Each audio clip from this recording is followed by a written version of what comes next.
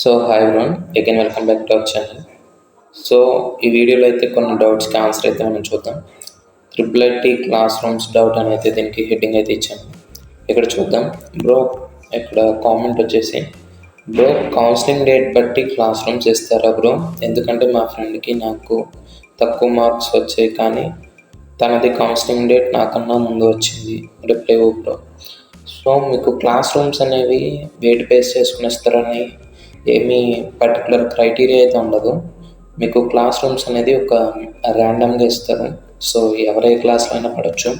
So దీనికి పర్టికులర్గా ఒక క్రైటీరియా బేస్ చేసుకుని వేస్తారు, లేదా ఎక్కువ మార్క్స్ వచ్చిన వాళ్ళందరినీ ఒక సెక్షన్లో వేసి తక్కువ మార్క్స్ వచ్చిన వాళ్ళందరినీ వేరే సెక్షన్ వేయడం,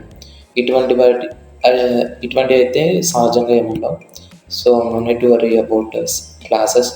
హాస్టల్ రూమ్స్ కూడా అంతే. హాస్టల్స్లో కూడా ఎక్కువ మార్క్స్ వచ్చిన వాళ్ళకి సోన్స్ ఏముండదు. ఇది జనరల్ డౌటే. సో పర్టికులర్ క్రైటీరియా అంటూ ఉండదు.